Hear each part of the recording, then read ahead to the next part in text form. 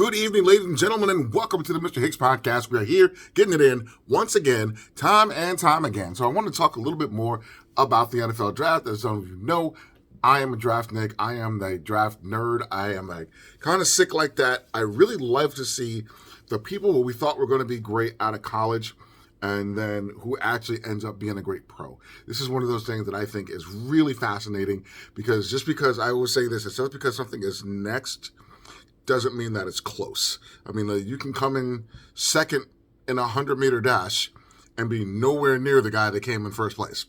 And the same thing I feel like is from high school to college for football, and the same thing from college to pro. Just because it is technically the next level does not mean that because you were a pretty good high school player that you are just going to automatically play in college. Same thing in the pros. Just because you were a good player in college football does not mean that you are even going to be a mediocre player in the NFL. And I really am becoming to believe that the things that make great college players at certain positions is less and less transferable to what makes a great NFL player. Things like quarterback, receiver, running back, things are valued differently. Different things are asked from certain positions. And that's how it ends up playing out, is that somebody was really good, but the things that he did that made him a very good college player don't translate to the NFL. And like I said, it's the next closest thing, but there might be a guy who barely makes it to the NFL, but his game, what he does well in college, is much more transferable, translates much better to the NFL than a guy like, I say, like a Reggie Bush, who was an amazing player in college, but a lot of what he did as far as reversing field, as far as his shiftiness, whatever, he just wasn't much more athletic and quick and fast as he was in college. He was much better than everybody else. Whereas in the league, the things that he did were so centered on his speed and athleticism that when the defenders were as fast and as athletic, he didn't have anything else. He'd been depending on that his whole life. And that tends to balance out. It tends to catch up to you at some point in your career. So as combines go, there had some very interesting things happen in this one. This is a very good wide receiver draft. It's supposed to be very good at some premium positions. So really good wide receiver, really good quarterback, and really good left tackle, which is really surprising. You might see 5 left tackles go in the first round. You might see 5 or 6 wide receivers go. You will most likely see at least 5 quarterbacks taken. I think you're going to see Williams, you're going to see Drake May, and then Jaden Daniels.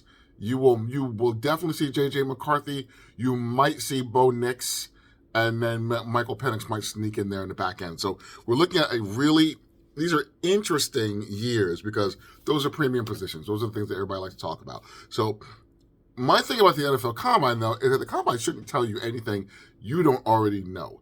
You should know who the top wide receivers are. You should know whether somebody fits your play style. You should know, like, okay, we're in this position. We know what our needs are. We're looking for a wide receiver. This guy fits what we're looking to do.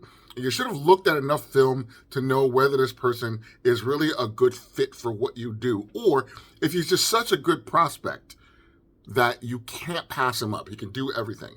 If you're falling someplace and there's a great left tackle prospect, you really need a wide receiver, but this guy's just too good to pass up. Get a wide receiver in the second round. We have to take this guy. He is just individually so great that we can't let this guy get away from us. So we had some guys who said, I'm not going to work out the combine.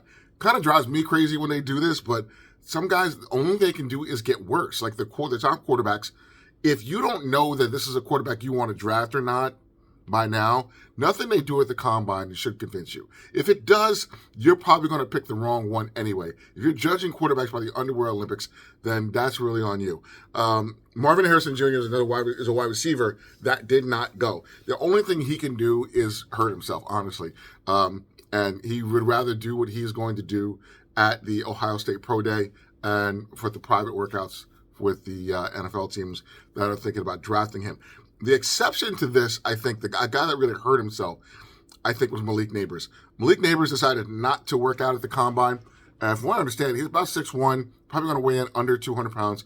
He is an extremely fast wide receiver, really quick, short area quickness, some nice releases off the ball. But he's I think he's raw and undeveloped. And they probably wanted to keep him away from being in there with other polished receivers. And you can see just how far away he is in his development from some of the guys that are much better complete receivers with much better releases, with much better hands, with much better route running. He is very explosive. He jumps off the film, and he does that very well. So because of that, they probably decided, let me just ease back and not be in the same place as other people who do the things that I do badly well. It's just going to make me look that much worse.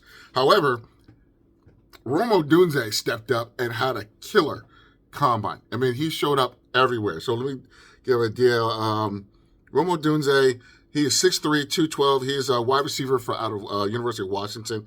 Did everything well. He did a 4.4 40, 10.4 broad jump. Pardon me. Just really exceptional, I thought. He was really good in the catching drills, showed really poise. He ran really well. And for 6'3", a guy that big, measured in at 6'3" and 212, and to run a 4.45 like that means that he moves with it and plays with it. Some guys don't play big just because they are big. Some guys can run fast in a straight line, but they don't play with that same speed. We'll get to that in a minute. So I think Malik Neighbors hurt himself because the next team that's after Marvin Harrison that's going to need a wide receiver is probably going to be the New York Giants. And he's got the size to be an X receiver, and Malik Neighbors really doesn't. So whereas it might have been a question before as to who's going to be wide receiver 2, I think that Malik Neighbors dropped the ball and Rome Odunze picked it up. So for the guys that are not cop guys who did decide to go, it is a chance to kind of move up a few spots, maybe even move from the second to third round, move from the third to the first round, which we're talking about millions of dollars if you go to the right place. So how is this possible? How is it, as you say, like you look at the film and you're not seeing it, but then you go to the combine and you do see it? Well, hold on. I'm going to turn the hat around. This is sun's really right in my eyes. Not the sun, but the light's really in my eyes. All right. Thank you. So Justin Herbert's a good example of this. Justin Herbert was used a certain way when he was in Oregon that was just not conducive to the way that he plays football. Then he goes to the Senior Bowl and absolutely kills it, like to the point where the scouts are like, why didn't we see this on film? Well, that's just not how they used him at Oregon. I'm a big believer that his coach at Oregon is just an offense killer. I can never remember that guy's name when I go to say it. It was a great, I want to look it up while I'm talking. Somebody who is a great recruiter and a great motivator. Come on, really?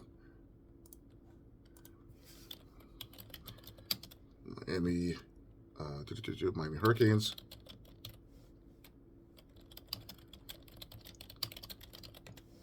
Football coach, Mario Cristobal. There we go. So Cristobal is kind of known for not getting the offense right. He is going to recruit well. He's an offensive line coach, so he's going to have a great offensive line. He's also going to have going to be just a great recruiter, and he's a really great motivator. They manage to get recruiting in every conversation. But he manages to get the offense wrong. And Justin Herbert really exploded when he left college, which is really wild. So somebody might be much more athletic than they showed on film, and they didn't really get a chance to use it because that's not what they was called to do when you're in college. And J.J. McCarthy is a good example of this. I heard a lot of people say, J.J. McCarthy is going to run fast. People are going to fall in love with J.J. McCarthy. I was like, I don't really see it, dog. I watched Michigan play this year. They were great, but they were great. He was at no point that I think great. At no point that I think J.J. McCarthy is the reason why Michigan is winning this game. It was always the running game of the offensive line. He made a few throws when he needed to make throws, but the truth is they just didn't lean on him to make throws. He shows up and runs a 4.5 40. I was shocked by that. Shocked. Not because he's white. Don't get me wrong. I've seen people run 4.5s before. I didn't think he could do it because I hadn't seen him do it, mostly because he hadn't been called on to do it. He had a great offensive line. He could sit in the pocket and throw darts. And this is the reason why I think he's going to end up in a place like Probably with the Broncos, with that coaching staff there. I think it's really going to allow him. He's got a really high completion percentage. Also, Bo Nix is the same thing. It has a high completion percentage. A lot of the quarterbacks, everybody's like, oh, he can scramble, he can run off script. Like, no, Bo Nix and J.J. McCarthy are on script and can sit in the pocket and throw darts. That's what you want quarterbacks to do. So maybe he just catch somebody who can get somebody to actually do that. And then you have somebody like McCarthy, that if you need him to go, he can go. He can move around the pocket if you need him to. Okay, maybe somebody doesn't have great measurables. That's another reason why I think some people move up in the draft. They might have short arms. They might not have great a prototypical size for the position that they play. But they might have an attribute that's just so mind-blowing that once you get them at the combine, you're like, oh, okay, we'd like to have some of that. And the best example I saw of that was a guy named Braden Fisk, a gentleman I had never heard of before. I don't watch a whole lot of Florida State football, but at 292 pounds, bro put down a 4.7, 840. That's insane. I'm watching his footwork. 33-inch vertical at 292 pounds. A 9'9" broad jump. That's crazy for somebody that big. That's scary is what it is. Quarterback is going to have to get away from that guy, and I don't know if they're going to be able to. The way he's moving, that's absolutely crazy. One of the reasons I love the combine too is that every once in a while you get a guy who's a kind of a head scratcher because he does perform so well, and then you wonder how he wasn't a better college player. And my best example of that is a guy that when I was very early in my draft things, was a defensive tackle named Dontari Poe. He went to the University of Memphis. He's one of the first guys that I remember over 300-pound player, and he was a good 320. I mean, a really big guy. Zero technique defensive tackle. And he runs a sub 540 at over like 320, 330 pounds. So it scratched a lot of heads. This guy went to the University of Memphis. So it was like, well, if he's that good, why is he at Memphis? If he was that good, why did they transfer? And this is before the transfer portal was really a big deal. But still, you could transfer. And if he was that big and that dominant and that fast, why doesn't he transfer? Why isn't he jumping off the tape like that? And the main reason was because he wasn't consistent. He wasn't able to convert speed to power and have a great pass rush. I mean, he wasn't, if you're a zero technique defensive tackle, that is a 2-gap system. So if they had him playing a 1-tech, he should be able to run up the field at that size and be a complete, absolute havoc. But most guys that size are going to be 1 or 0 technique, 2. He's a 3 technique guy. Those are the guys that get in the gap and pass rush. That's your Aaron Donalds, your John Randalls, your guys that are trying to just be absolutely chaotic in the middle. Your Warren Sapps, those type of guys. So he wasn't dominant on the tape. And then when he had his NFL career, was just kind of so-so. And that's what happens. Like, you guys get bumped up into the first round because they had something that kind of stuck out. The GMs loved it. The coaches loved it. And if it doesn't show up on the film, I would dismiss it. I'm like, dude, that's great that he was able to train for the combine like that, but he didn't play like that. He ran like that. Good for this ain't the Olympics. If he wants to go throw the shot put or something like that, fantastic. But he's got to convert that to something we can use on a football field. So I'm watching, as I do, watch a lot of podcasts, and I wish I could remember. I think it was PFF. One of the guys said one of the smartest things I've ever heard in evaluation. He didn't make it up. He got it from somebody else as well. But he said, don't count traits twice. So what he was basically saying is, like, if the guy's fast, okay, well, you knew he was fast. So, or if the guy's slow, or if the guy's short, or something like that, and you thought, oh, wow, he's short. Like, you knew he was short. You knew he was heavy. You knew that if you knew something was a problem or you knew something was a trait going in, you just got it confirmed. It didn't change. It shouldn't change anything. So if you knew a guy, Xavier Worthy is a good example of this. Xavier Worthy is a wide receiver from the University of Texas. So he showed out at 5'11" and 165 pounds. That is really, really small. However, you knew that.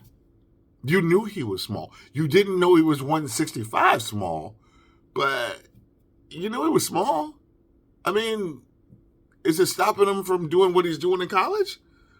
you probably and if you're going ahead, you're going to put him as the X receiver and put him on the line of scrimmage, whether he weighed in at 135 or 135 or 175 didn't really matter. That's probably not where you want to put him because he's undersized. Whether he's way undersized or or kind of undersized, it still wasn't going to be a good place for him. He was going to be playing off ball. Then he comes and he breaks the record for the 40-yard dash. I'm not taking anything away from that. Of course, it's amazing. He ran a 4.2140. That is blazing in anybody's book. We knew he was fast. We knew he was gonna run a 4.3 and maybe a sub 4.3. Maybe not that fast, but we knew he was fast. So people are like, oh, he should be bumped up. Why? If you'd have found out that he was 185 instead of 165, and he still ran that fast, then yes, absolutely. If that happens, he's bigger than you thought he was, and he still ran that fast. Then yes, in that case, you bump him up. But you didn't learn anything. You learned that he was small and he was fast. The thing is, you knew he was small and you knew he was fast. You just didn't know how much.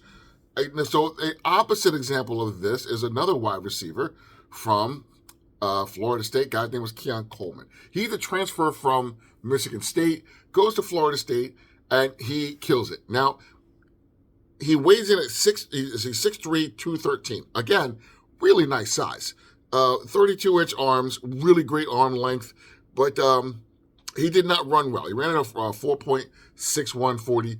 He was expected to run in the mid to high 4.5s. Again, you knew all of these things. You knew he was a physical specimen, that he was going to go out there, he was going to jump ball, he was going to be great at the point of attack, he was going to use his size well, that he wasn't going to be a great route runner, a good, not great, and that he wasn't going to time well. So that's not how he wins. So if you're talking about a wide receiver and you're like, oh, he's not very fast, is that how he catches balls? Is that how he wins one-on-one matchups? Is that what you thought he was when he came in? Yeah, it kind of is. It's exactly what you thought he was. So to be like, oh, he's not that fast, we knew he wasn't that fast. So what are we talking about? So it's funny that he did this and he didn't run that fast. Like, he reminds me of another wide receiver coming out of Florida State that did not run very fast at the combine. His name was Anquan Bolden. Anquan Bolden was a similar size, about 6'1", 213, really thick dude, almost like a running back. One of the toughest wide receivers I've ever seen play.